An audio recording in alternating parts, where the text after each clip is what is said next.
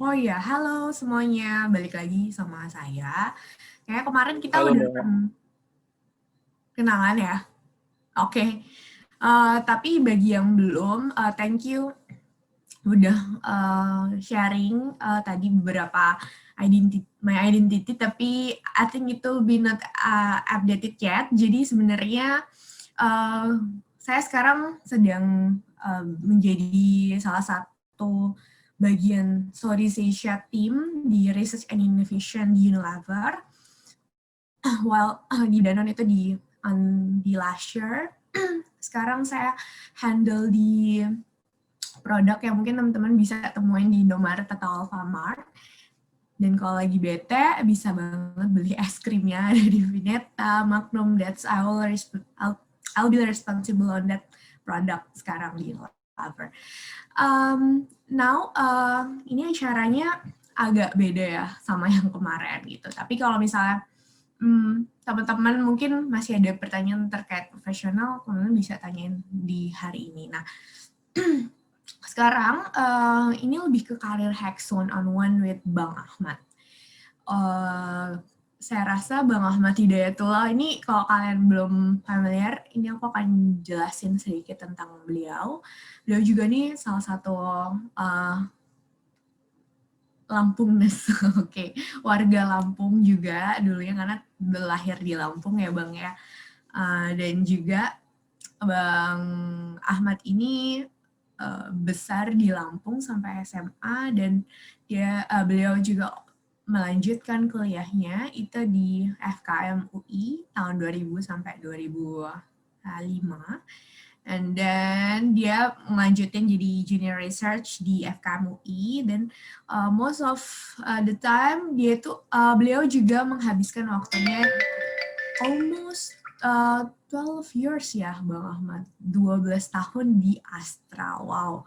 Now his position is RPM manager, and I think if kalian punya questions yang berhubungan sama professionality, bisa langsung ditanyain ke Bang Ahmad. So please help me welcome Bang Ahmad Hidayatullah. Silahkan Bang.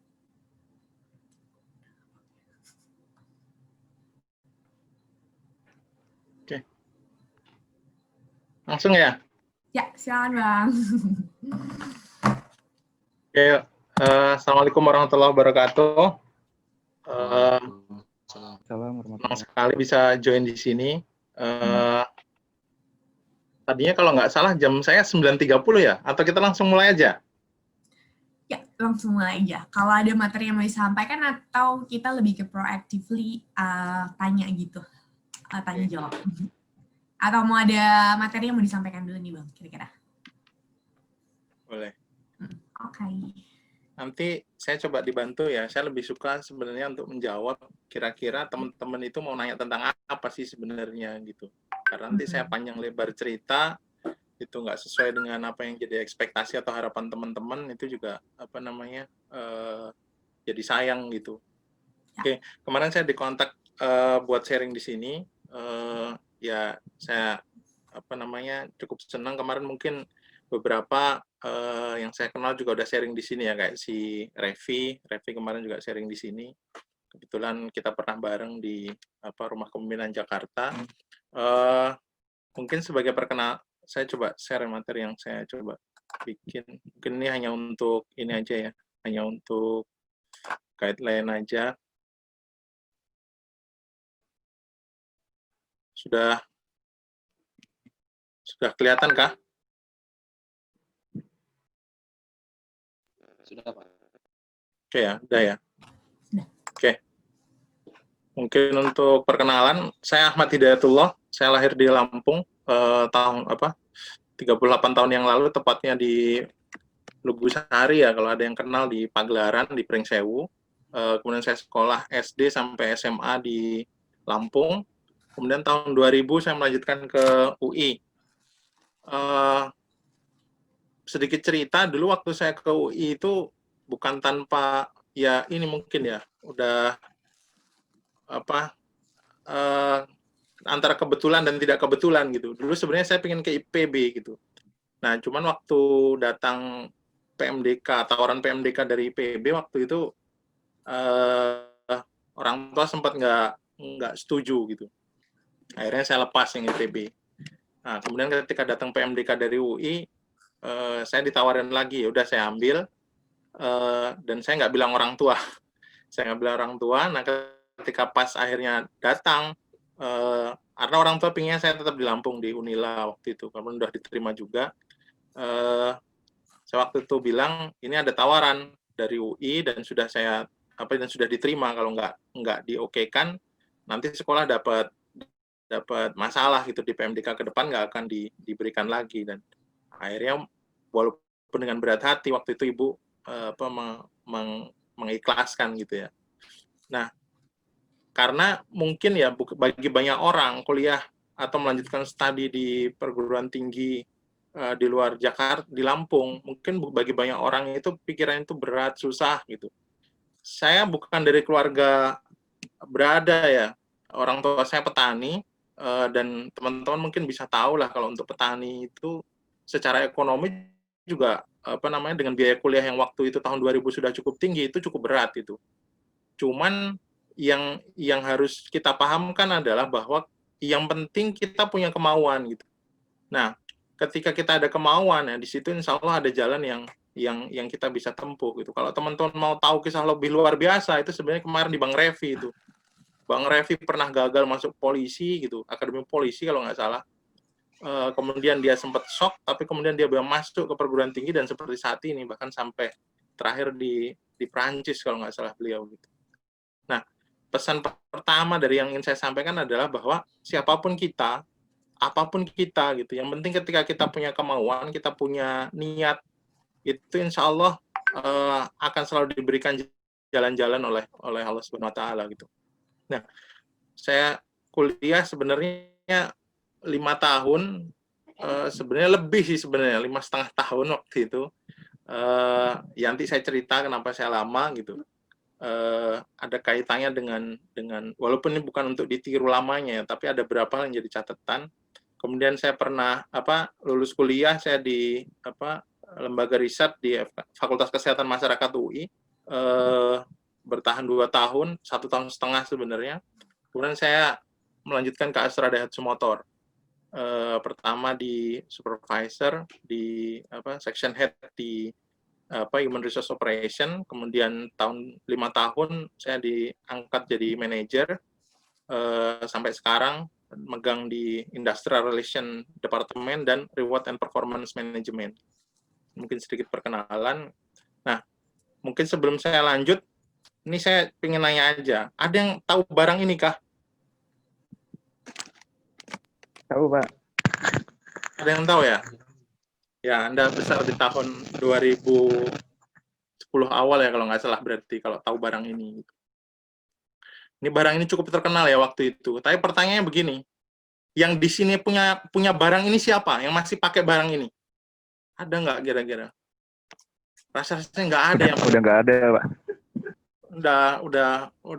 Udah punah ya BlackBerry. Padahal di masanya ini luar biasa gitu. Sekarang orang paling menggunakan ya iPhone atau Android dan lain sebagainya gitu. Sudah nggak ada kayak yang pakai BlackBerry. Bahkan kalau nggak salah di Indonesia juga sudah tutup. Sekarang di mana-mana orang menggunakan Android atau menggunakan iOS. Ada yang tahu ini? Walkman bukan, Pak? Ya berarti ini dulu terkenal mungkin tahun berapa ya? 80 90 lah ya. Yang bisa jawab ya seumuran itulah mungkin ya. Ya mungkin seumuran itulah gitu. Ya bagi yang nggak tahu namanya Walkman gitu. Waktu itu di masa itu luar biasa gitu. Orang kalau nenteng ini tuh keren gitu. Sekarang orang kalau pakai musik ya nggak perlu aneh-aneh, cukup pasang di HP atau bisa ya rata-rata di HP gitu, nggak perlu masang Walkman segala macam gitu ya. Yang ingin saya sampaikan adalah bahwa semua itu berubah, semua itu berubah, dan siapapun yang tidak siap menghadapi perubahan, siapapun yang tidak siap menghadapi dinamika ya dia akan tergusur gitu. Contoh yang paling luar biasa adalah Dulu kalau kita dulu ya, ini di masa saya, jangan di masa teman-teman.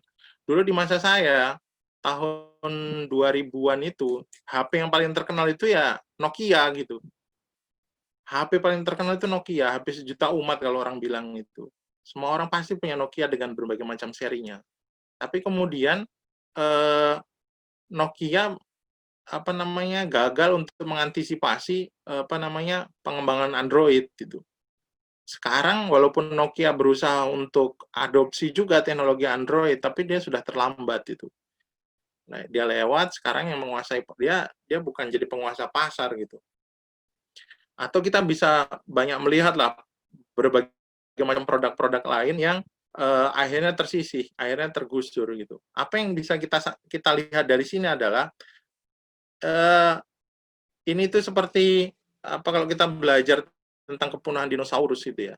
Yang bisa bertahan, yang bisa tetap survive itu bukan yang paling besar dan bukan pula yang paling kuat, tetapi orang yang paling cocok dan orang yang paling sesuai.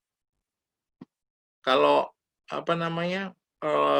perusahaan-perusahaan yang tadi kita sebut banyak yang besar. Nokia dulu luar biasa, sekarang kolaps. Satu yang contoh yang bisa kita lihat contohnya LG. LG itu dulu perusahaan produksi barang-barang elektronik. Itu LG itu. Dia termasuk salah satu perusahaan yang sejak awal adanya bursa saham dia selalu masuk gitu dan sampai sekarang masih bisa bertahan. Nah, LG ini kemudian mentransformasi diri. Sekarang kalau kita bicara LG, kita tidak hanya bicara tentang barang-barang elektronik, tapi bicara juga tentang jasa dan lain sebagainya gitu. LG berbenah, LG berubah, bertransformasi gitu. Kenapa? Karena mereka melihat kondisi dan situasi yang ada gitu. Kalau dia tetap bertahan, dia tetap bangga terhadap masa lalunya dan kemudian tidak menyesuaikan dengan situasi yang ada, maka dia akan tergusur. Nah, pertanyaannya seperti ini, apa hubungannya dengan kita gitu? Apa hubungannya dengan dunia profesional gitu? Sebenarnya sama. Sebenarnya sama. Yang akan bisa tetap bertahan di dunia profesional adalah dia yang bisa tetap menyesuaikan diri dengan situasi yang ada gitu. Saya punya senior ya. Jadi ketika ini cerita pengalaman aja. Ketika dulu saya masuk, saya itu junior dulu, tahun 2008 itu saya junior. Senior saya dulu belajar dari senior saya, sebutlah namanya si Mawar gitu. Atau siapalah, si X gitu contohnya. Namanya si X gitu. Saya belajar dari dia. Saya dididik sama dia gitu.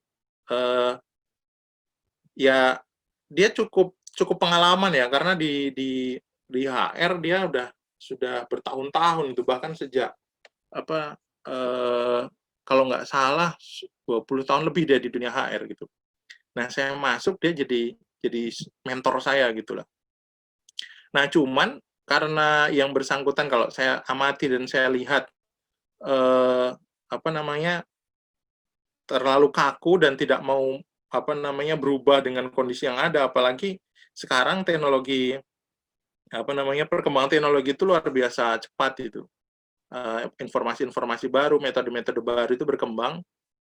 Akhirnya ya orang akan melihat gitu bahwa terobosan-terobosan baru atau ide-ide baru itu lebih banyak dibutuhkan gitu. Nah, saat ini posisi yang bersangkutan itu jadi subordinat saya gitu di posisi yang sekarang gitu.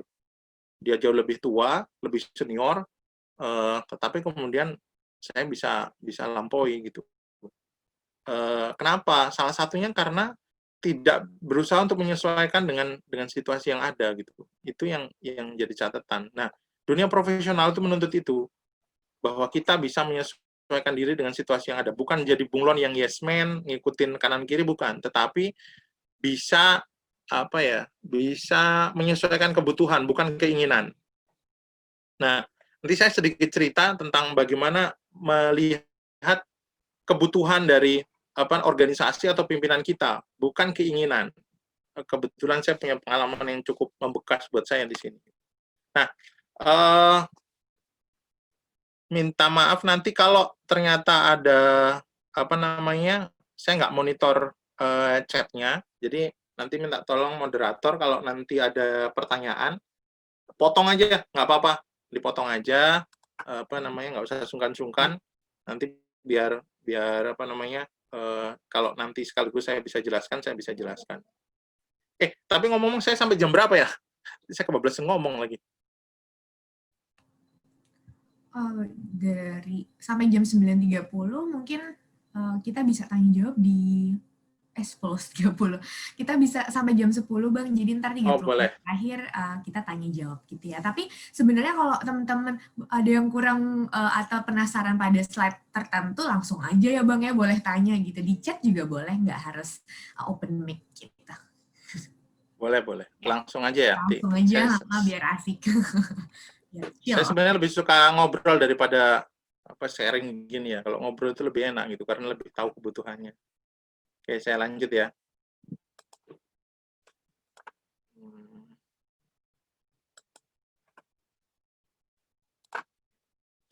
Ada yang tahu gambar ini ya? Harusnya kalau umur-umur kalian tahu lah, kecuali kalian emang benar-benar nggak doyan anime gitu. Oke, ada yang Naruto ya. Satu hal yang menggambarkan tentang dia itu adalah keberanian itu. Berani untuk bermimpi, sekaligus juga untuk mengimplementasikannya. Nah, kunci awal kalau buat saya untuk masuk ke dunia profesional atau dimanapun kita gitu ya, itu adalah berani gitu. Bahwa jangan pernah underestimate diri kita gitu. Siapapun kita itu bisa gitu. Ada sebuah cerita, kalau Naruto kan mungkin fiksi ya, walaupun dia bagus sebagai kita mau belajar. Cuman ada contoh lain sebenarnya dari seorang Bapak Hotman Zainal Arifin. Beliau ini dulunya office boy. Dia hijrah ke Jakarta tahun 70-an kalau saya nggak salah. Dia kemudian berjualan, kemudian dia melihat ada orang kerja di kantoran, akhirnya dia ngelamar kerja di sana gitu. Nah, dia diterima jadi office boy, tapi karena dia baik, dia mau disuruh fotokopi dan lain sebagainya, akhirnya dia kalau ada yang nyuruh fotokopi, dia fotokopi. Nah, waktu itu kan fotokopi masih jadi barang luar biasa gitu ya. Nah, ketika di memfotokopi itu, dia kemudian nggak hanya sekedar naruh barangnya, tapi juga dia nanya, gimana caranya gitu. Nah, dia belajar di situ. Nah, ketika tukang fotokopi ini suatu saat nggak masuk, dia yang menggantikan. Nah, dia belajar, nggak hanya sekedar fotokopi, dia juga baca itu laporan. Ternyata dia kerja di bank, di Citibank. Nah, dia nggak sekedar melakukan, tapi juga kayak contohnya yang fotokopi itu dia baca dokumen-dokumennya. Nah, satu waktu ada rekrutmen di kantor Citibank. Nah, beliau mendaftar. Nah, akhirnya dia diterima. Nah, yang dilakukan tetap sama. Belajar, mau mengerjakan, mau melakukan yang lebih dibandingkan yang lain. Posisi beliau terakhir Vice President Citibank, karena sebagai presiden direktur nggak boleh dari orang Indonesia, harus dari Amerika. Itu jadi salah satu contoh bagaimana seseorang bekerja dari bawah. Di Daihatsu Motor itu juga ada namanya presiden direktur kita, Pak Sudirman. Itu dulu jadi operator. Sekarang posisi terakhir jadi presiden direktur di Astra Daihatsu Motor dan jadi direktur di Daihatsu Motor Company di Jepang gitu. Nah, satu hal yang saya pelajari dari situ adalah bahwa yang di awal yang harus kita bangun adalah keberanian. Keberanian, kemauan untuk maju. Itu dulu niatnya. Kalau mental itu sudah dapat, ya kita bisa lanjut. Tapi kalau enggak, susah nanti yang ke depan. Nah, itu yang jadi poin pertama. Nah, bagi teman-teman mungkin saya kemarin nanya, ini mayoritas sudah bekerja atau masih kuliah? Kalau nggak salah masih kuliah ya kebanyakan ya? Atau saya salah?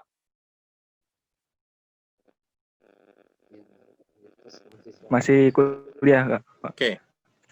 Masih mahasiswa. Biasanya pertanyaannya, kalau saya mau ngelamar kerja itu gimana? Kebetulan saya hampir 12 tahun ya, 13 tahun di dunia HR gitu. Nah, kalau dari awal itu niatnya tadi, keberanian. Nah, setelah itu, satu kunci orang di dunia profesional, atau kalau saya lihat dari kacamata HR, itu adalah proses bagaimana kita mencari orang yang tepat. untuk posisi-posisi di organisasi kita. Nah, kita kalau di orang HR akan lebih banyak spend itu adalah mencari talent-talent yang tepat, mencari bibit-bibit yang tepat. Nah, proses inilah yang kemudian jadi pintu gerbang pertama sebenarnya buat kita untuk masuk ke dunia profesi. Ya sebenarnya nggak hanya profesi, tapi dimanapun sebenarnya ini pintu masuknya gitu, pintu rekrutmen awal untuk kita bisa di-hire atau bahasanya bisa meyakinkan pihak lain bahwa kita itu layak sebenarnya.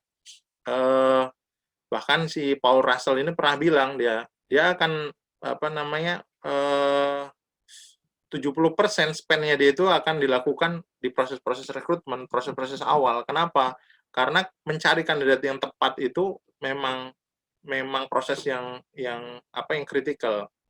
Kalau kandidatnya sudah tepat, development-nya nanti tinggal jalan. Tapi kalau kandidatnya nggak tepat, jadi masalah. Nah, di titik inilah profesional-profesional HR biasanya mencoba untuk melihat apakah orang ini cocok dan layak tidak untuk kebutuhan organisasi saya. Nah, bicara tentang tentang kemampuan atau kriteria, sebenarnya kalau kriteria teknikalnya banyak, kemampuan komunikasi, kemampuan drive-nya, keinginannya, atau kemampuan analisanya itu bisa macam-macam. Tapi intinya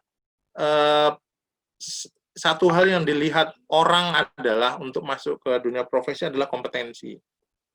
Apa sih kompetensi itu? Gitu. Kompetensi itu kurang lebih seperti kemampuan seseorang.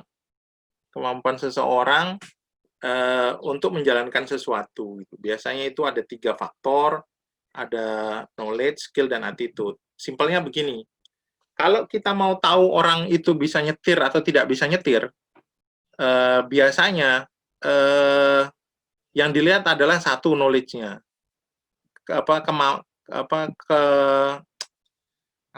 Pengetahuan dia. Oh, kalau nyetir gimana sih? Oh, kalau nyetir itu pertama nyalakan dulu engine-nya. Yang kedua handbrake-nya dikendorkan. Habis itu gas pelan-pelan. Kalau matic ya masukkan dulu kopling, kalau manual ya masukkan dulu koplingnya, habis itu jalan pelan-pelan. Kalau mau belok sen. Nah, itu teori, itu knowledge. Nah, skill itu kemampuannya dia. Itu nggak bisa teori, itu harus praktek biasanya. Nah, yang terakhir adalah attitude. Nah, kalau praktek tadi, kalau knowledge biasanya teori. Biasanya ditanya, ada soal-soal kalau pernah ikut tes, ada tes Kraepelin dan lain sebagainya, itu biasanya yang dipakai. Yang kedua, skill. Skill biasanya praktek. Kalau nyetir ya disuruh nyetir, kalau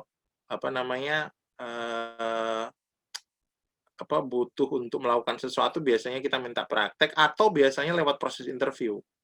Nah, di proses interview inilah bisa kelihatan seseorang itu seperti apa gitu. Ada tekniknya, ada metodenya untuk mencoba mengcapture seseorang itu seperti apa sih sesuai kebutuhan. Contoh orang yang leadership-nya bagus itu yang seperti apa gitu.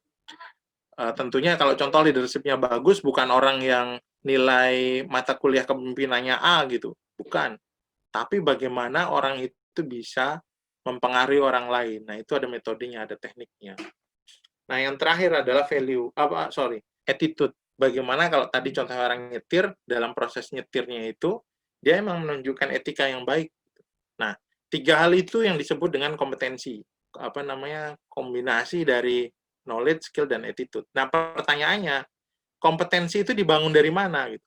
Kompetensi itu melekat sebenarnya. Susah itu. Kalau kalian tes Kraepelin, terus apalagi itu yang segala macam itu hanya untuk penggambaran awal. Tetapi sebenarnya tidak menggambarkan seseorang kalian itu seperti apa dengan cukup baik. Nah, di proses interview itu semua digali. Nah, susah kita berbohong. Kalau ada yang dari psikologi atau kalian punya saudara di psikologi, pertanyaan-pertanyaan itu kadang-kadang cuma sederhana gitu. Anda milih A atau B, Anda suka pisang atau suka jambu, Anda lebih suka melakukan interaksi A atau B, gitu-gitu doang gitu. Tapi kemudian di situ berpola. Nah, pola itulah kemudian yang coba dibaca oleh oleh profesional HR untuk hiring kita gitu, disesuaikan dengan kebutuhan. Nah, bagaimana kompetensi itu dibangun? Kompetensi itu menahun teman-teman semua, bukan sesuatu yang bisa jadi dan bisa dipelajari sebelum tes gitu, nggak begitu gitu. Saya dulu awal-awal mau tes masuk kerja itu saya nanya, bagaimana tipsnya kita menghadapi psikotes dan tes interview. Terus ada satu kawan saya bilang kayak gini, tidur aja, tidur istirahat yang cukup, besok fresh. Udah itu aja gitu. Dan saya pikir jawaban dia itu cukup menggambarkan sebenarnya bahwa ya memang persiapannya itu gitu. Benar ada buku-buku lulus tes interview kerja dan lain sebagainya gitu ya. Tetapi percayalah bahwa itu bukan yang utama yang bisa kemudian meluluskan kita, karena yang dilihat adalah kompetensi. Nah, kenapa saya bicara ini di awal? Kompetensi itulah yang kemudian dibentuk, dibangun, sehingga menetap dalam diri kita gitu. Sehingga manfaatkanlah saat ini bagi kawan-kawan yang mungkin masih studi, masih kuliah, masih sekolah, bahwa apapun yang dilakukan di dunia pendidikan itu membentuk diri kita gitu. Itu membangun diri kita gitu. Leadership itu tidak dibangun dari ruang 7x6 di ruang kuliah gitu.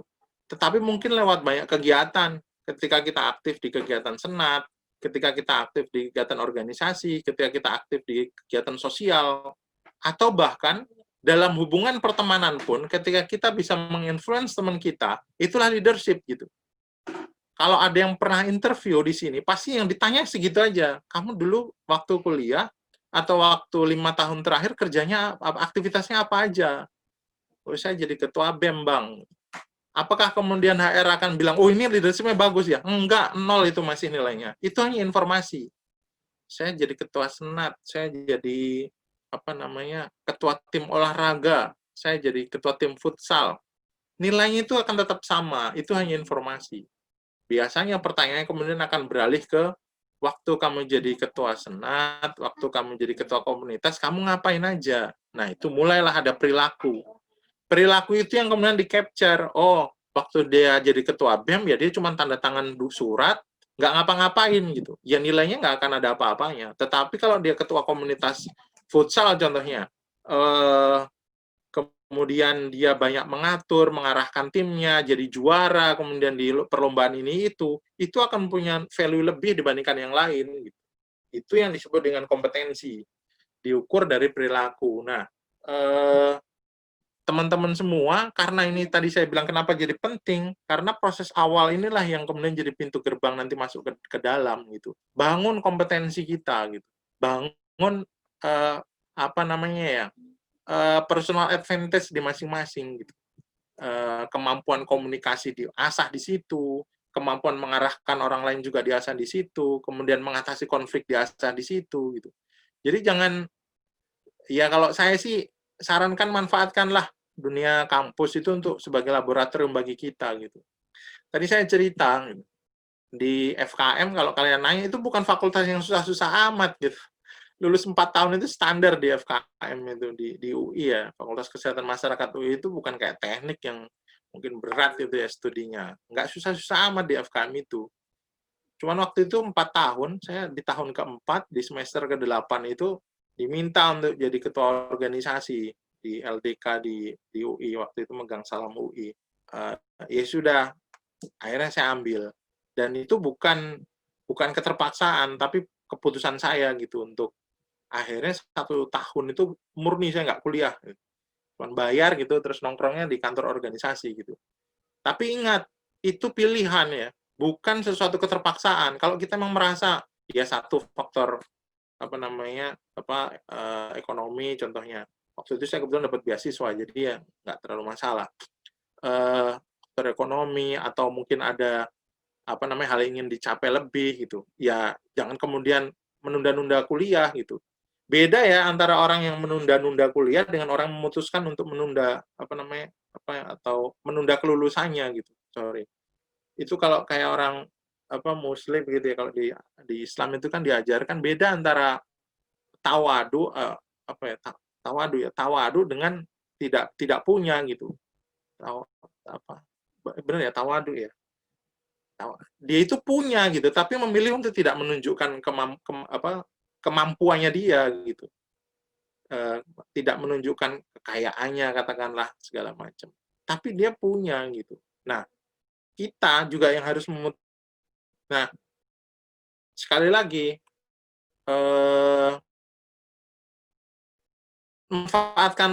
manfaatkanlah selama kalian masih dan berapa kali kalau saya interview dan berapa kali kawan-kawan interview melihat yang struggle itu lebih dibandingkan yang lain gitu. Ada orang waktu itu saya interview dia di kuliah saja lulus tepat waktu, dia dijawab itu lulus tepat waktu, terus nilainya juga biasa-biasa saja gitu. Tapi feeling orang profesional HR biasanya adalah feelingnya ini anak oke nih sebenarnya, tapi kok saya nggak dapat gitu. Saya gali, ternyata ada dia luar biasanya. Nah selama kuliah ternyata dia anak tunggal, dia dari Sumatera, dia kuliah, dia jualan pisang, saya punya berapa outlet gitu dia. Gagal berapa kali tapi dia bangun lagi gitu. Nah, buat orang HR ini itu luar biasa gitu. Ini orang berarti fight rate-nya itu itu yang coba dilihat gitu. Nah, itu yang silahkan kita bangun dimanapun itu. Saya sekali lagi nggak bilang bahwa semua orang harus masuk senat, semua orang nggak harus masuk ke komunitas olahraga untuk jadi pengurus organisasi, nggak harus. Tapi kehidupan sosial kita itu yang membangun diri kita dimanapun itu ya, karena kan passion orang sendiri-sendiri gitu.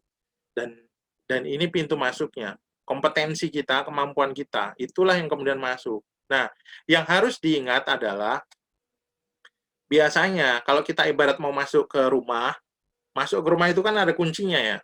Masuk rumah itu ada kunci, kemudian masuk, disitulah kita kemudian bisa survive atau nggak survive. Nah, pintu masuk itu masalahnya sifatnya administratif sampai saat ini. Apa itu? IP, IPK, terus penilaian, mungkin penghargaan gitu ya. Itu tetap ngaruh. Masih banyak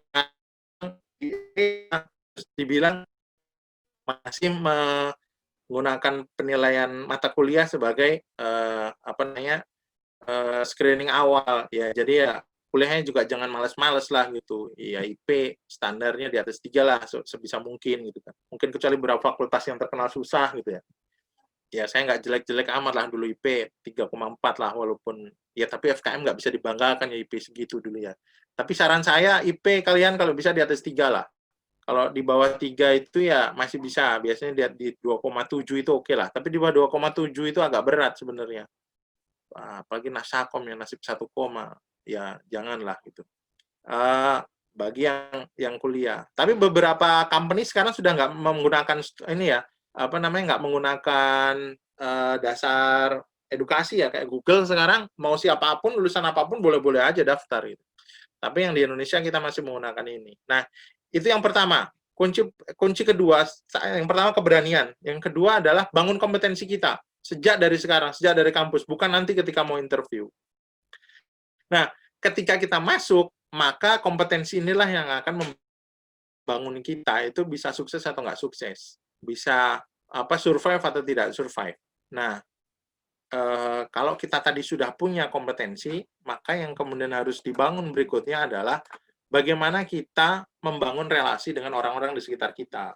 Itu jadi kunci ketiga. Ini yang saya rasakan. Yang pertama, salah satunya adalah bangun hubungan kita dengan orang lain. Respect, saling menghormati, dan jangan menyalahkan. Jangan menyalahkan. Di dunia profesional gitu, lebih baik mengakui kesalahan. Saya pernah waktu itu dimarah sama presiden direktur. Sebenarnya bukan saya yang dimarah, tapi waktu itu ada bahkan atasan saya dulu yang dimarah. Atasan saya dimarah, dia nggak terima atasan saya nggak perlu cerita lah. Intinya ada satu kebijakan yang nggak kita lakukan. Nah, presiden direktur marah kepada atasan saya di ruangan marah-marah gitu pakai bahasa Inggris itu. Bukan orang Jepang dia. Marah-marah, why you don't implement our policy, kata dia. Marah terus atasan saya nggak terima. Walaupun saya akui itu salah sebenarnya, salahnya kita gitu. ada kebijakan yang harus diimplementasikan sebelumnya tapi nggak dijalankan. Tapi atasan saya berkilah bahwa itu kesalahan dari shop floor, dari line management, bukan dari HR gitu. Terus saya dibilang, kamu jelasin tuh ke dia, kata dia. Kata atasan saya ke presiden, kamu jelasin ke dia bahwa kita nggak salah gitu. Saya bilang, saya nolak dimakan harimau, saya bilang. Saya naik ke atas, ngadep presiden direktur, saya dimakan buaya, saya bilang. Agak jepit aja saya posisinya. Yang saya lakukan waktu itu, akhirnya saya naik. Saya naik, ketemu presiden direktur, saya hampiri mejanya, terus saya bilang, sorry, I ask you to apologize and about the problem and I will improve for the next time gitu. Udah gitu aja. Minta maaf, ngakui kesalahan dan bilang bahwa kita akan improve gitu. Dia bangun terus dia senyum terus dia saya ingat banget ya. Dia jabat tangan saya dan bilang, "Oke, thank you," kata dia.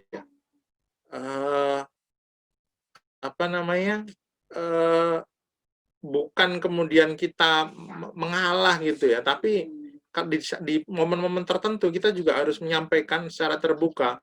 Jangan menyalahkan orang lain. Memang tanggung jawab kita, ya akui itu sebagai kesalahan, sebagai kekurangan, dan kita tapi komitmen untuk perbaiki. Itu akan menimbulkan respect lebih dibandingkan kita mengaku-ngaku gitu ya. Walaupun ketika saya ingat betul waktu itu ke bawah, saya bilang begini ke atasan saya, gimana Mat gitu? Oke Bu, saya bilang. Oke Bu, beres gitu. Terus atasan bilang, gitu dong. Gitu. Dia harus ngerti kalau salahnya, Pak. Saya sih diem aja gitu. Nah itu kunci kedua ya. Jadi kita juga harus bisa pintar-pintar memposisikan diri ada di mana gitu. Kalau enggak, ya bisa dihajar kanan kiri gitu. Tidak menjilat ya. Saya nggak suka sebenarnya dengan ada juga yang cara-cara begitu, tapi menurut saya nggak pas lah, karena ketika atasan berganti orang-orang seperti itu juga akan lewat gitu. Yang penting kita tunjukkan kredibilitas dan kemampuan kita. Yang kedua, komunikasi. Bagaimanapun karena kita bekerja dengan orang lain, maka hubungan dengan orang itu akan jadi kritikal.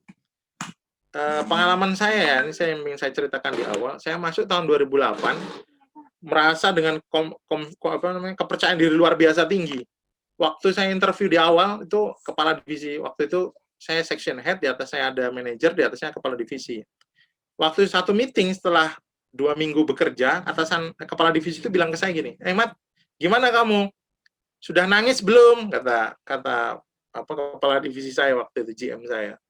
Saya bilang, bercanda nih, saya ketawa-ketawa gitu kan.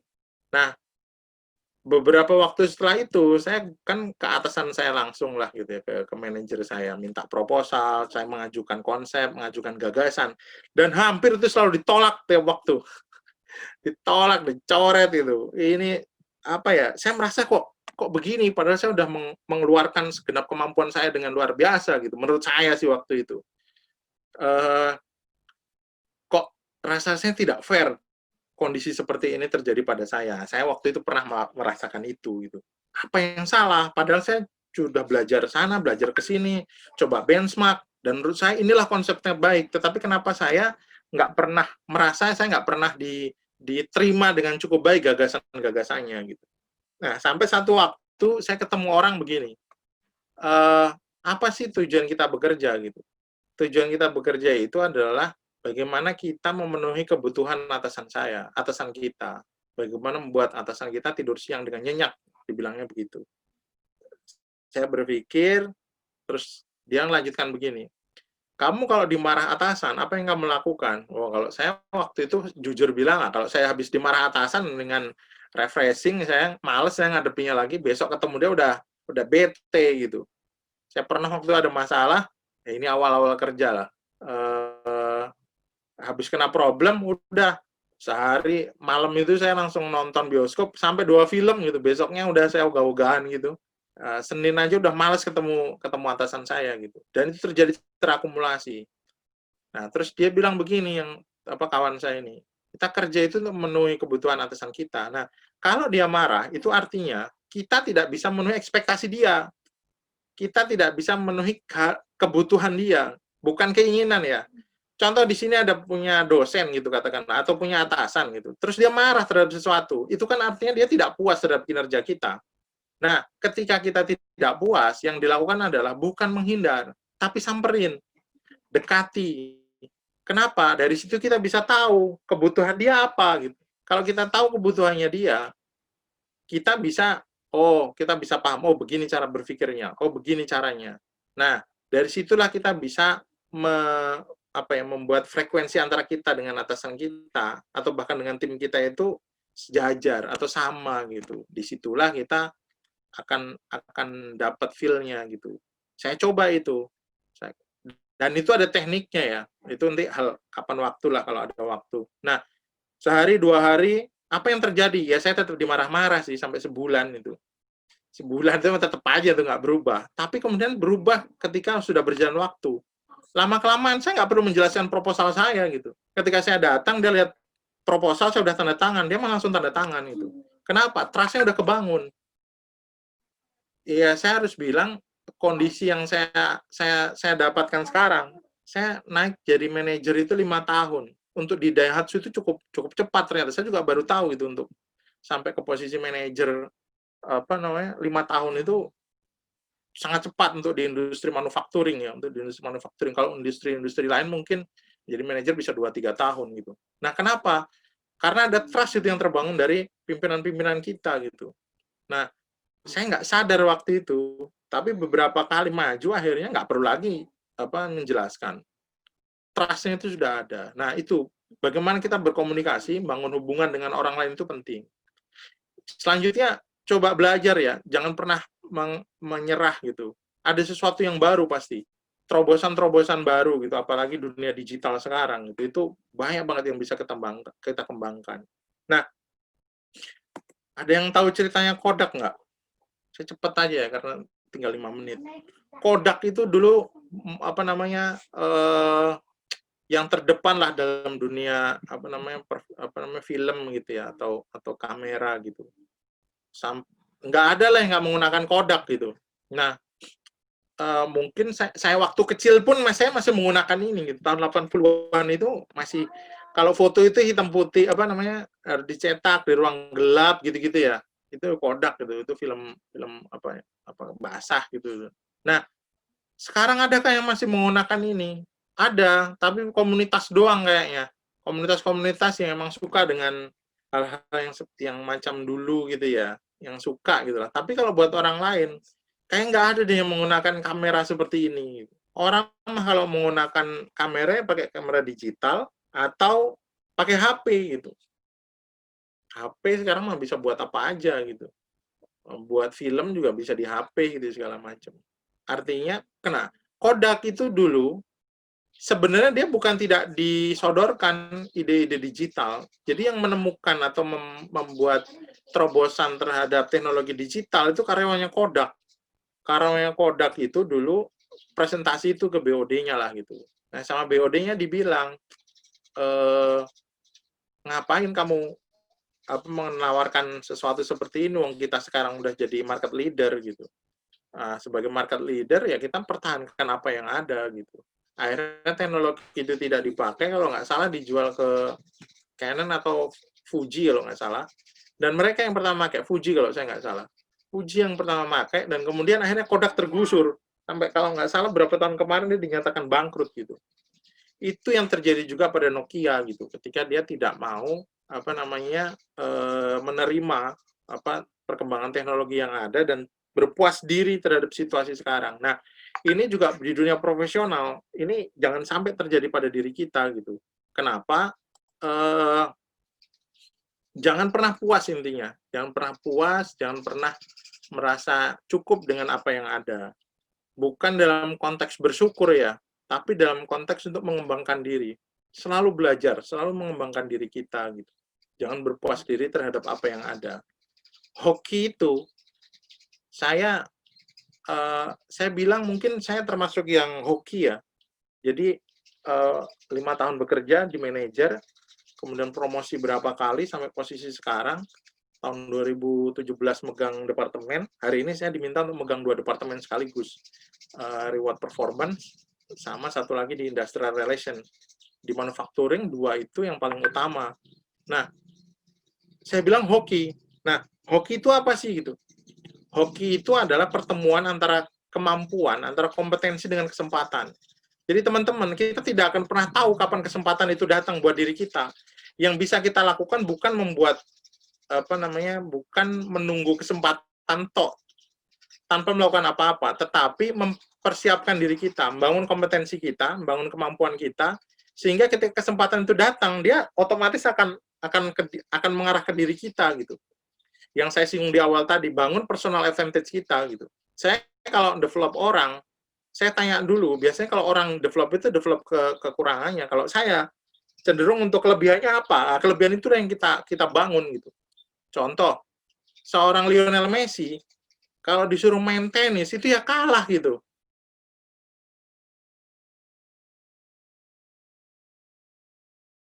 Di situ gitu.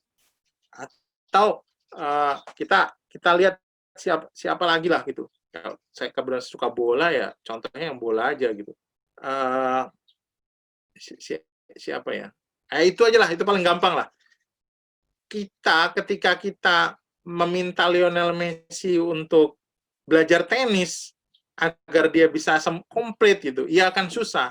Daripada dia belajar tenis, mendingan kemampuan bolanya disempurnakan, sehingga orang akan melihat bahwa emang dia itu kuat di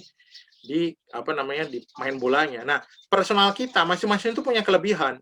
Kelebihan itulah yang kita kembangkan. Jangan kemudian minta kita untuk menjadi orang sempurna sehingga semua kompetensi bisa kita dapatkan. Susah kayak gitu, susah.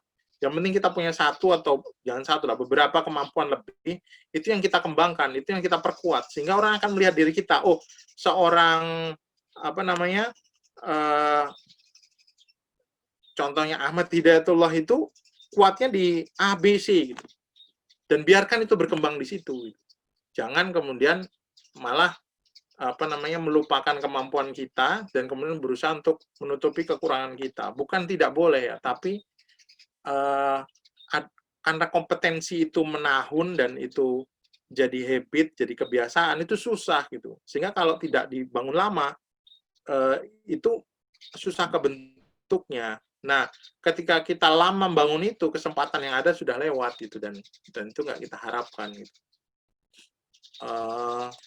Dan ketika kita sudah punya itu, nanti akan datang sendiri kok yang lain. Saya berapa kali dikontak sama headhunter gitu, coba di offering untuk ditawarkan ke tempat lain gitu. Ya sampai saat ini pilihan saya masih di Daihatsu, tapi yang ingin saya sampaikan adalah bahwa ketika kita punya kompetensi, kita punya kelebihan, ya manfaatkan itu, gitu. Manfaatkan itu. Satu lagi ya, yang harus dibangun adalah manage relationship. Ini terakhir mungkin sebelum kita diskusi, coba maintain relation kita dengan atasan, dengan partner kita, dengan peers kita, dengan tim kita. Ingat, hidup di dunia profesi itu bukan kemudian selfish ya, tapi tim. Tim itulah yang harus kita bangun. Kita nggak bisa ngerjain semuanya sendiri. Kita butuh tim. Baik itu tim kita, anak buah kita, atasan kita, rekan kita. Bangun hubungan gitu. Saya dulu awal-awal masuk, itu kerjaan saya keliling aja. Keliling pabrik, ketemu orang-orang, ketemu member, ketemu anak serikat pekerja, ngobrol dengan mereka. Akhirnya mereka juga terbuka gitu. Kalau yang dulu rapat dengan serikat pekerja itu, wah, bisa panas itu. Dulu saya bilang ngobrol sama mereka, lu maunya apa gitu. Kalau lu setiap kali kita ketemu, kan ada meeting bulanan. Kalau lu setiap kali meeting bulanan, minta ini, minta itu, tapi kemudian mintanya mendadak, ya jangan salahkan kalau gue nggak bisa jawab. Saya bilang kayak gitu. Terus gimana bang? Gitu. Karena udah terbuka. Gini, lu mintanya sebelum meeting, gitu. Gue bisa prepare gitu. Kalau gue bisa prepare, pas meeting gue bisa jawab, kan lu juga enak, saya bilang. Nah, mulai saat itu dulu, akhirnya mereka kalau sebelum meeting dia bocorin dulu, bang nanti yang ditanya ini gitu. Bahkan sampai terakhir saya bilang yang ini boleh ditanya, yang ini nggak boleh ditanya gitu. Nah, akhirnya lebih enak gitu. Bangun relationship itu, bangun hubungan itu dengan siapapun dan dimanapun. Gitu. Itu yang akan membuat kita juga bisa diterima oleh banyak orang.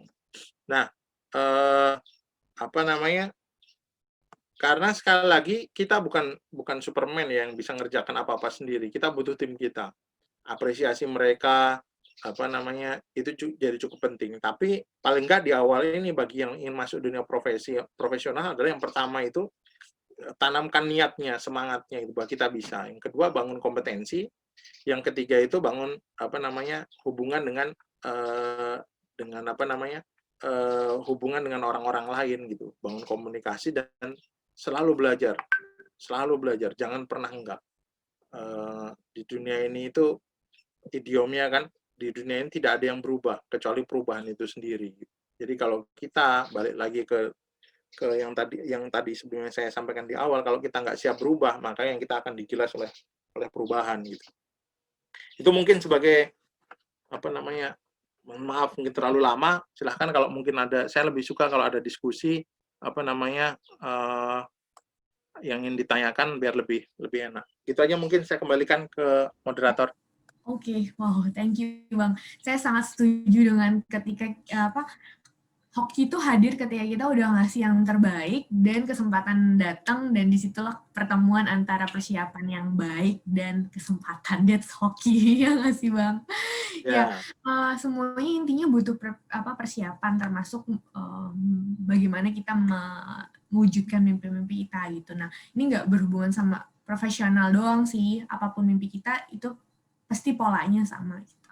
Nah, sekarang kita akan buka pertanyaan. Teman-teman boleh raise hand kalau seandainya mau ada yang ditanyakan, dan boleh juga di-type di chat gitu. Nah, sekarang siapakah ada yang mau bertanya ke Bang Ahmad? Jarang loh ini HR manager di Astra. Kapan lagi kita bertemu dengan Bang Ahmad? Kalau teman-teman mau bertanya, boleh raise hand ya. Nih, siapa ya? Kita cek dulu. Siapa yang mau bertanya? Ini ada chat ya dari Muhammad Yusrizal. Saya langsung jawab aja ya. Boleh, Pak. Sejauh mana pentingnya organisasi sama perkuliahan? Sebenarnya organisasi atau komunitas atau dimanapun itu kan melatih kita sebenarnya kan. Di organisasi itu kita apa namanya, ditempa gitu. Kalau kita jadi contohnya, kita jadi panitia aja, panitia keamanan contohnya.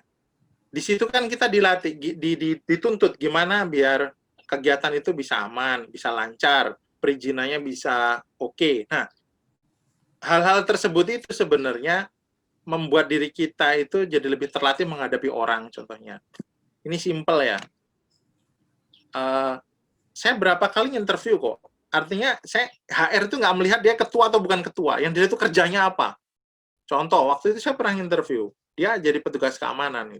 Terus kerjaan kamu apa? Dia cerita. Iya Pak, saya meyakinkan pihak aparat keamanan, kepolisian, bahwa kegiatan itu tuh lancar. Gimana kamu caranya? Saya lobby, saya telepon sana, telepon sini. Yang dilihat adalah bukan masalah keamanannya, tapi bagaimana dia melakukan itu. Nah, organisasi itu sebenarnya hanya sarana melatih diri kita, sarana melatih perilaku kita, kebiasaan kita, itu kebiasaan-kebiasaan yang pada akhirnya nanti akan membangun karakter kita. Jadi jangan jangan disalah tafsirkan bahwa yang dilihat itu adalah keikutan atau pangkat di organisasi, tetapi lebih ke bagaimana di organisasi itu kita melakukan sesuatu. Artinya kalau begitu nggak hanya organisasi dong Bang, emang nggak hanya organisasi. Saya pernah nginterview orang, dia kerjanya habis dari kuliah, dia pulang gitu. Kalau memang kupu-kupu gitu, kuliah pulang. Tapi di dalamnya ternyata dia nggak hanya pulang main gitu. Dia pulang bantu keluarganya, dia di toko jualan. Nah, itu yang coba kita lihat, bagaimana dia ngatur waktunya, antara dia harus bantu orang tua dengan perkuliahan, hasilnya juga terbukti nilainya bagus, dan lain sebagainya. Jadi, saran saya tapi secara umum, ikutlah kalau ada organisasi. Ikutlah kalau ada kegiatan, ikutlah kalau ada kepanitiaan, itu paling enggak melatih kita bangun komunikasi dengan yang lain gitu. Syukur-syukur kemudian kita memang bisa diberikan amanah untuk di posisi-posisi tertentu yang pada akhirnya itu akan membuat kita mau tidak mau harus ngambil decision, ngambil keputusan.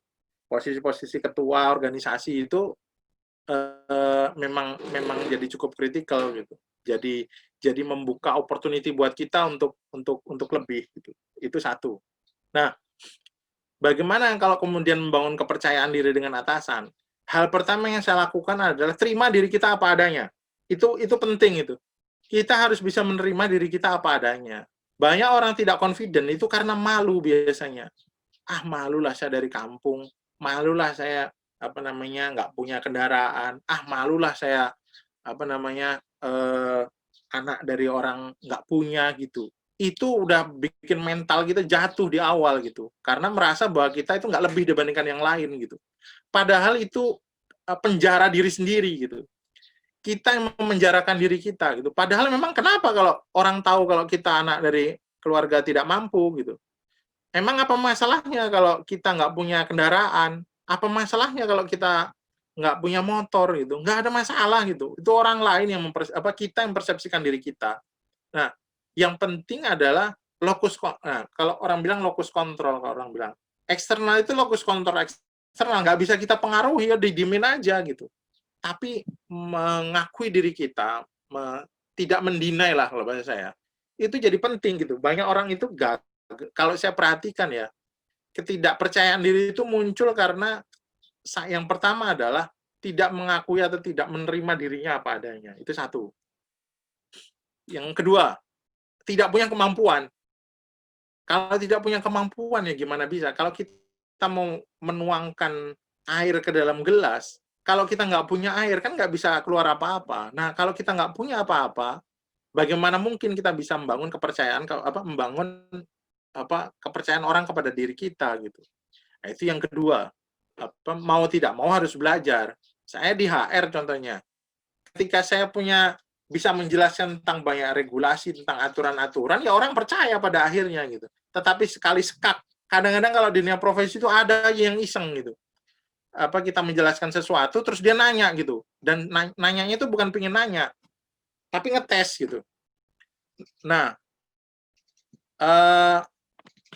kalau sifatnya ngetes, ketika kita gagal menjawab dengan cukup baik, ya dia akan ngeremehin kita gitu. Tapi kalau kita memang sudah ready, nggak apa-apa disampaikan. Dan kalau memang kita belum bisa, sampaikan aja. Maaf, yang ini saya belum bisa untuk jawab, saya akan coba cari dulu ya gitu. Sampaikan aja gitu. Ada yang mencoba berpura-pura, malah ketahuan bohongnya, habis dia. Saya berapa kali ketemu orang yang sok begitu, ya saya habisin aja sekalian gitu. Itu yang kedua. Yang ketiga, membiasakan diri ketemu dengan orang. Karena biasanya kita mungkin di awal sudah firm, punya kemampuan, tapi kemudian ketemu orang grogi gitu. Nah, itu latihlah itu ketemu dengan orang. Kehidupan organisasi, komunitas itu membantu kita sebenarnya. Masing-masing punya caranya lah, bagaimana membuat kita nyaman ketika ketemu dengan orang. Nah, terakhir ini yang masih pertanyaan pertama, bagaimana menyampaikan HR tenaga fresh graduate? Seperti tadi, nggak harus punya pengalaman kerja. Yang penting punya pengalaman perilakunya tadi. Contoh, leadership itu kan nggak harus di tempat kerja, tapi di komunitas main bola aja itu ada leadershipnya.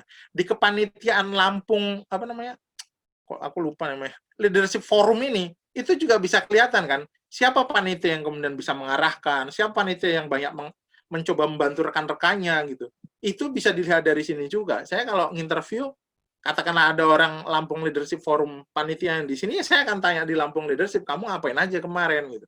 Kan bisa bohong Bang gitu. Percayalah, kebohongan yang ditutup dengan kebohongan yang lain itu nanti akan kebuka sendiri gitu. Dan biasanya ya HR punya triknya lah untuk membuat orang lain itu pada akhirnya dia seakan-akan diminta untuk cerita, tapi sebenarnya sedang dipotret tentang dirinya gitu. Nah, jadi itu beberapa yang mungkin bisa membangun bagaimana pentingnya organisasi dan bangun kepercayaan diri. Saya langsung aja ya baca di sini ya. Ada peran Bapak dalam kader tim untuk menjadi next leader, step-step apa yang dilakukan. Nah, ini kalau kita sudah jadi leader ya, leader itu baru bisa dibilang leader kalau dia bisa menciptakan leader gitu. Saya sampai hari ini, tim saya yang ada di bawah saya itu sudah 4 orang yang jadi manajer. Selevel dengan saya. Pangkatnya, bukan pangkatnya, jabatannya sama dengan saya. 4-empatnya jadi departemen head. Yang pertama harus jadi dicamkan adalah bahwa seorang leader, seorang pemimpin itu tidak boleh takut dia disalib oleh bawahannya. Itu prinsip pertama dulu. Kalau ada bawahannya yang bisa menyalip dia, berarti memang dia lebih bagus dan memang kita berhasil mendidik dia gitu. Itu yang pertama. Jadi jangan pernah khawatir anak buahnya itu akan overlap dia gitu. Itu nanti jadi barrier itu. Nah, yang kedua, mendevelop orang itu artinya membuat kita itu juga punya kesempatan untuk naik. Contoh, saya kalau di Industrial Relation Manager, saya keep semua sendiri, nggak saya share ke orang lain. Artinya, saya akan expert di Industrial Relation. Tapi saya nggak bisa naik kemana-mana. Kenapa? Karena saya satu-satunya orang yang tahu di situ. Mendevelop orang itu artinya menggantikan posisi kita sehingga kita punya kemampuan atau keluangan waktu untuk pada akhirnya spiral up ke atas.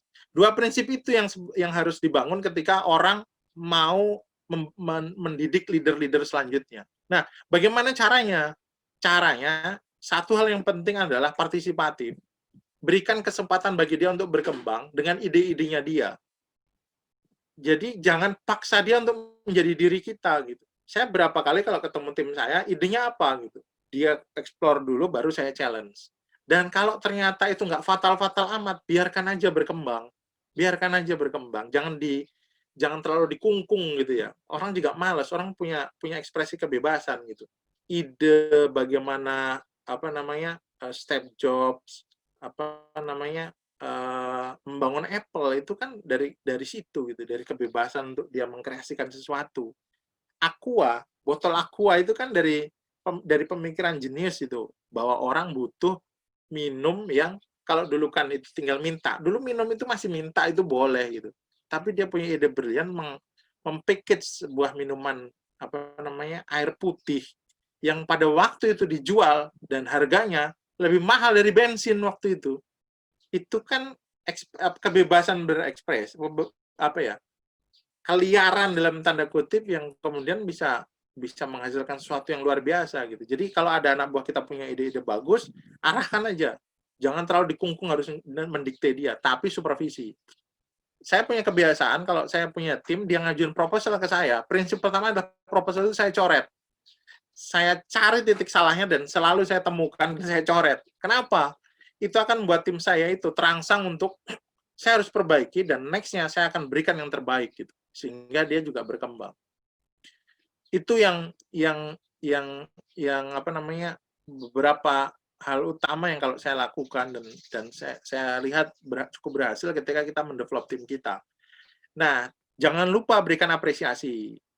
Terutama generasi milenial itu beda ya sama generasi Gen X, Gen Y, Gen X, Gen Y gitu. Gen X masih oke lah, tapi generasi milenial sekarang itu butuh feedback. Cukup cuek, tapi butuh feedback gitu. Nah, jangan lupa kalau kita punya tim, dia berhasil, sampaikan terima kasih, sampaikan apresiasi. Kalau ada salah, ditegur, dikoreksi. Ketika dia on the track, sampaikan, kamu sudah on the track. Itu cukup itu sekarang itu memberikan motivasi lebih, bahwa saya diperhatikan. Generasi milenial butuh yang seperti itu. Itu ya untuk yang leader. Ini yang terkait dengan Nokia, memperbaiki kesalahan tersebut saat sudah terlanjur tergusur dengan perubahan yang terjadi. Oke. Ada kalanya ide kita itu diakuisisi gitu ya. Kita terlambat gitu untuk bersaing. Sudah diambil orang gitu.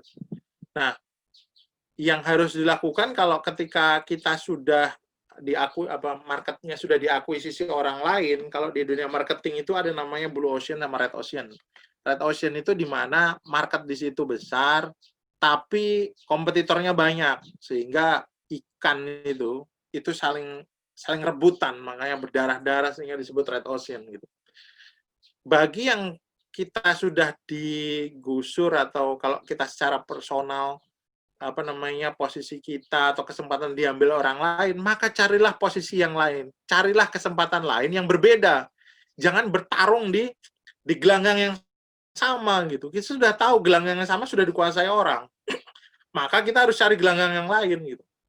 Contoh, market leader sekarang itu ada di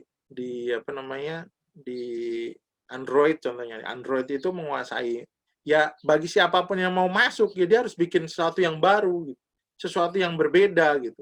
saya pernah ingat dulu saya pernah nonton si Panji Pragiwaksono itu dia bilang sesuatu dan menurut saya itu cukup oke. Dia bilang begini, sesuatu yang lebih beda itu lebih baik daripada sesuatu yang lebih baik, kata dia. Jadi membuat sesuatu yang lebih beda itu lebih baik daripada membuat sesuatu yang sedikit lebih baik. Kalau sedikit lebih baik itu berarti mirip, ya ada lah gitu, ya nggak beda-beda amat lah gitu. Tapi kalau sesuatu lebih beda itu marketnya memang berbeda, itu segmennya berbeda, produknya berbeda. Lebih baik belum tentu, tapi berbeda. Nah, orang kita kan suka gitu sama yang beda-beda gitu kan.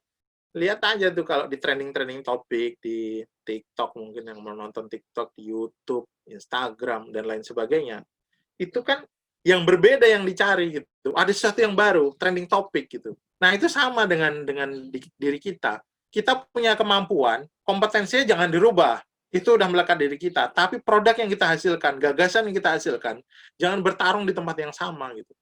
Dalam kondisi tertentu, kalau saya punya tim yang seperti itu, saya mutasi orangnya. Kenapa? Kita carikan tempat dia untuk bisa berkreasi lebih.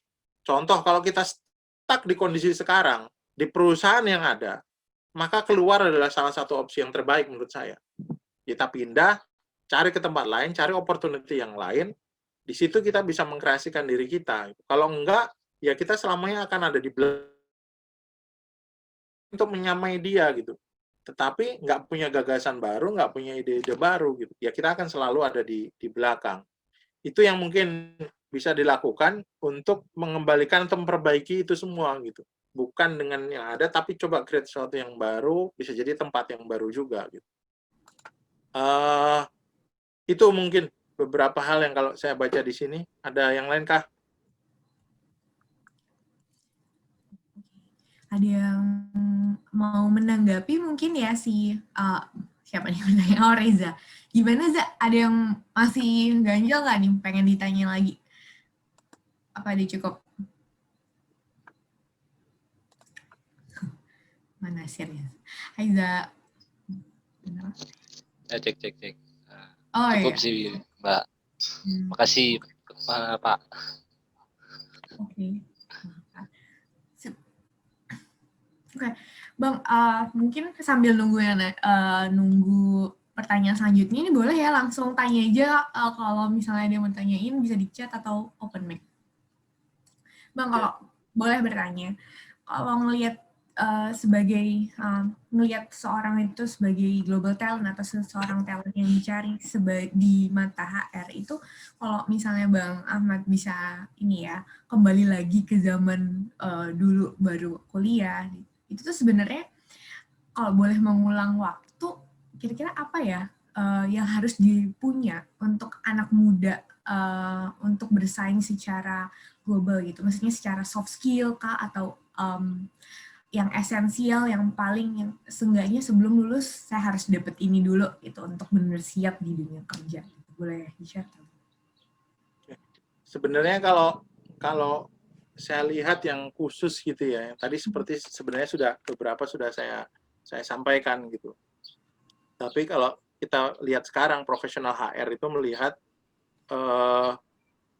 nyari sekarang itu kan rata-rata Gen Y sama Gen Z ya, generasi milenial gitu.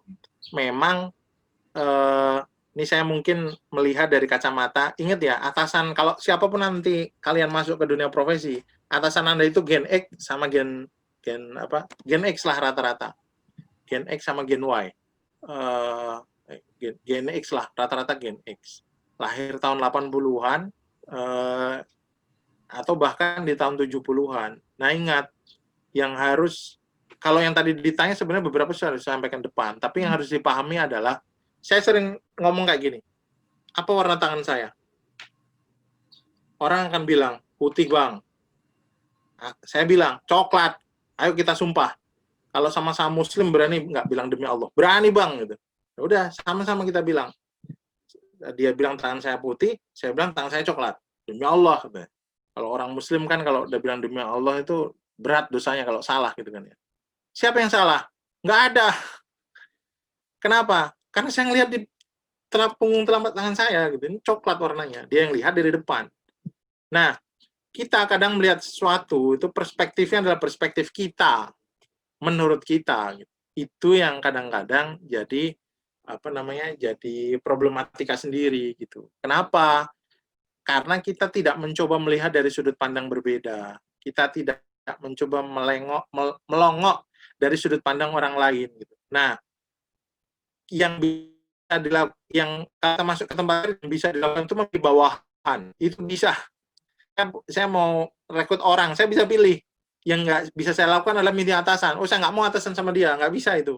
Nah, ketika kita berhadapan dengan atasan, pahami dia siapa, karakternya seperti apa, dia suka apa contohnya. Tadi, contohnya, atasan saya yang tadi, ketika yang saya cerita, saya sempat yang saya bilang, kamu udah nangis belum gitu. Menurut saya kok pertanyaan kepala divisi saya itu pertanyaan tulus gitu, yang menggambarkan emang dia nanya benar gitu.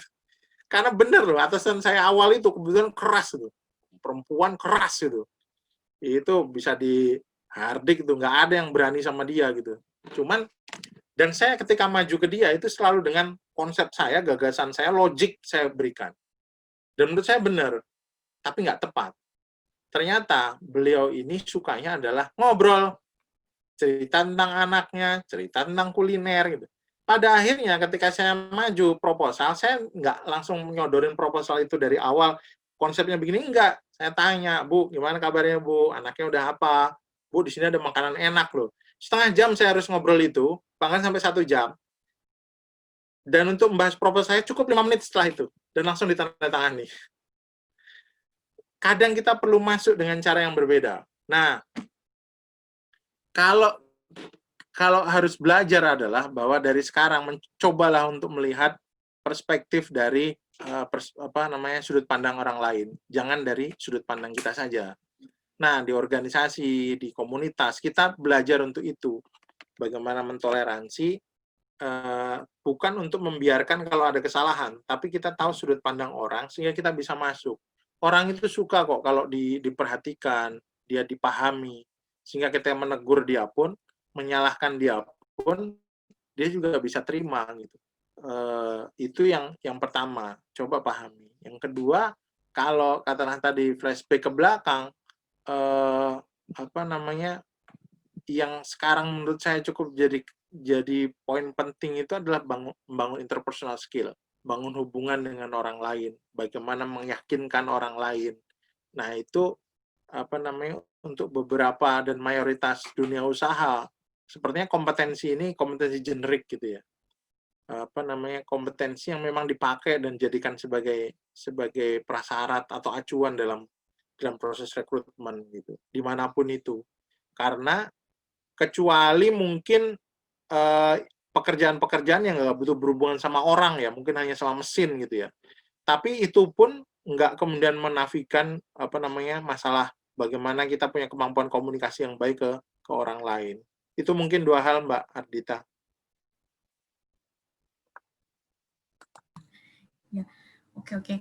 Setuju sih Bang kalau interpersonal sama kadang-kadang emang kalau dalam satu ruang kerja itu kayak emang kita harus tahu dulu di mana dan siapa. Di mana artinya kita tahu batasan mana, terus siapa. Itu kalau kita udah punya the same interest, itu jadi kayak ngebro istilahnya. Karena kalau kita nggak in same line, ya kita nggak bisa kayak running together karena we are not in the same lane gitu. It's a good point. Thank you, Bang. Nah, this is the last question, Bang, dari Nirmala Juwita. Izin bertanya, Pak, apakah di dunia profesional tim HR itu sangat memperhatikan format CV atau portfolio pelamar yang menarik serta penampilan fisik si pelamar or good looking? Silahkan, Bang. Ya, first impression itu penting ya. First impression itu penting. Jadi kalau kalian ngelamar, ya dilihat juga kalau tulisannya cakadul juga males juga itu kan yang sortir gitu. Tetapi sekarang kan lamaran banyak nggak pakai CV sebenarnya, tinggal masukin aja terus disortir gitu. Kalau dulu mungkin penulisan surat, ditata letaknya itu ngaruh ya. Sekarang jarang saya lihat tuh lamar pakai surat gitu loh. Masukin ke website, masuk di listing data kita, nanti masuk ke Excel tinggal kita lihat mana yang masuk, mana yang enggak. Itu aja sebenarnya. Artinya kalau secara administrasi mungkin CV yang saya lihat udah nggak terlalu ngaruh ya gitu. Karena kita banyakkan itu malah kalau nggak referensi, referral kandidat itu ya lewat web atau lewat apa namanya career days gitu-gitu, bukan lewat dokumen. Itu kalau dibutuhkan baru nanti kita lihat itu. Jarang kita udah ngelihat tulisan lamaran kerja gitu ya. Saya udah jarang sekali. Nah, yang penting itu malah kadang-kadang referral, referensi dari kawan. Oh, si ini oke gitu. Dan itu yang karena kan dia lebih tahu gitu. Dan yang selain itu sosial media itu kadang juga ikut dipantau. Ini orangnya kayak gimana sih gitu. Karena kita bisa lihat nih. Saya kalau interview kadang-kadang nanya, punya Instagram nggak gitu. Kalau punya Instagram dia ada Twitter nggak. Dari situ kan bisa kelihatan rekam jejaknya dia kan seperti apa gitu. Nah, tapi untuk CV ya dibuatnya standar aja lah, jangan terlalu lebay gitu. Tapi menurut saya sekarang itu nggak terlalu nggak terlalu banyak menggunakan itu kan. Yang kedua, good looking. Penampilan itu berpengaruh, tapi bukan itu yang utama kok. Asal nggak berantakan aja lah. Datang kucel gitu ya, rapi aja, biasa aja. Dan sesuaikan dengan kebutuhan. Sesuaikan kebutuhan ya. Kalian mau kerja di kantor di Sudirman gitu, ya yang rapi. Pakai baju kemeja, jangan pakai kaos. Ya itu standar lah ya. Kemeja rapi segala macam gitu. Tapi kalau kalian mau kerja di lapangan, tadi Sudirman pakai dasi boleh gitu. Tapi kalau kalian interview di manufaktur, dan manufacturingnya itu nanti emang kerjanya di site, di lapangan. Saya berapa kali ketemu kandidat yang seperti itu, saya bilang, kamu lepas itu dasi kamu itu, saya bilang. Kenapa? Kita ingin menunjukkan bahwa kalau kita nanti di lapangan, saya ready. Dasi itu kan mencitrakan saya kerja kantoran gitu segala macam. Kalau kita di lapangan ya nggak usah pakai dasi aja, biasa aja, kemeja rapi kayak saya ini gitu. Sudah gitu. Terus karena ya ini biar beberapa, kalau HR mungkin nggak terlalu ngaruh ya, tetapi kalau buat user atasan dia akan melihat preferensi si anak ini kira-kira cocok nggak dengan lingkungan kerjanya. Nah, good looking oke, tapi ya menurut saya nggak terlalu lah gitu. Kalau yang gara-gara kalau cantik terus diterima, nggak diterima, rasanya nggak begitu. Ada mungkin lah satu dua yang begitu. Menurut saya udah di HR profesional udah nggak dilihat itunya gitu. Banyak kok yang katakanlah cantik, ganteng, itu ya terdepak-depak juga karena kita kompetensi, bukan yang good looking. Kalau buat jadi front desk gitu ya, itu mungkin iya dicari yang begitu ya, untuk yang front desk, pramugari gitu-gitu ya, itu dicari tuh yang good looking gitu. Tapi kalau emang kita di dunia profesional yang emang butuh knowledge sama butuh kompetensinya, yang seperti itu agak kurang. Yang penting rapi dan nggak berlebihan. Itu aja menurut saya. Gitu Mbak Ardita. Ya. Gimana Mbak Nirmala? Ada yang mau ditanyain lagi? Oke. Baik.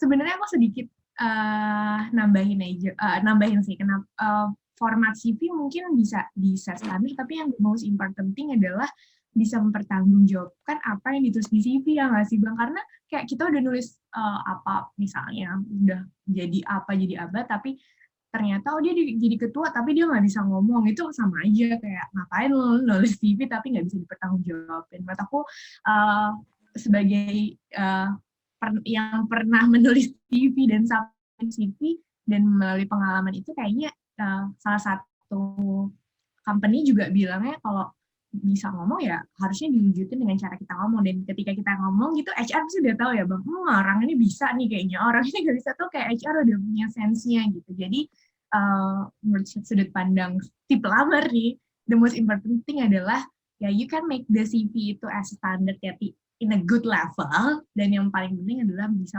mempertanggungjawabkan CV itu gitu. Jadi jangan kuliah hanya untuk kumpulin CV tapi lupa esensi dari untuk punya public speaking yang bagus itu harus benar-benar terwujud gitu.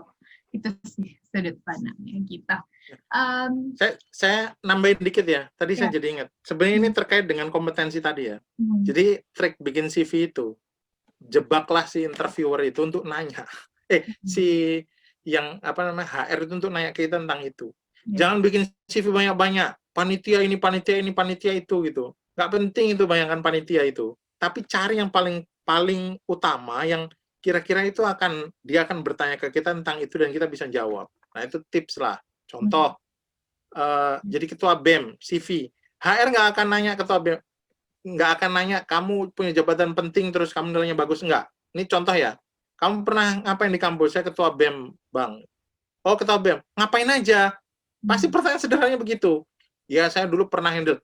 Ceritain dong satu kegiatan yang menurut kamu itu sukses besar buat kamu waktu kamu jadi ketua BEM. Ceritalah di situ. Nah, disitulah baru si interview yang interview itu akan menggali kita, menelanjangi kita dari situ gitu. Jadi bukan tentang CV-nya. CV itu hanya poin di mana akan membantu si HR atau yang menginterview itu untuk masuk untuk menelanjangi kita dalam tanda kutip gitu. Jadi kalau kita mau ditanya sesuatu yang menggambarkan diri kita yang terbaik, ya taruhlah di CV itu yang terbaik. Bukan, sekali lagi tadi disampaikan Mbak Ardita, bukan tentang posisinya, tetapi ketika di posisi itu apa yang pernah kita lakukan dan itu hasilnya juga oke gitu. Itu yang terpenting sebenarnya di CV itu. Iya. Yang penting output dan seberapa impact apa yang kamu kerjain gitu ya. Oke. Sip.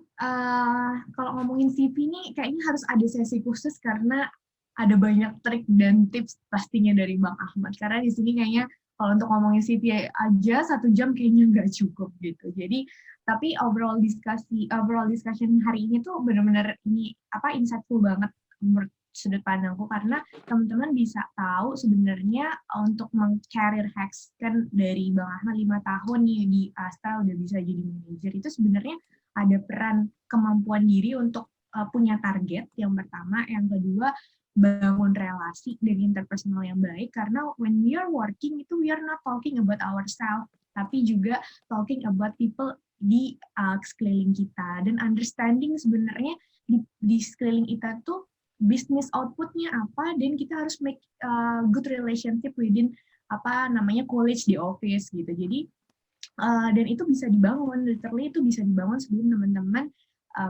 masuk ke dunia kerja. Dengan cara apa? Misalnya kalau kuliah ya ikut organisasi. Again, organisasi bukan buat berantem, tapi kalau kita tuh bisa berhadapan dengan masalah dan kita working together with friends and cari masalahnya bareng-bareng. That's the essential of the organisasi gitu. Jadi itu menurut aku apa yang disampaikan Bang Ahmad hari ini udah cukup compact.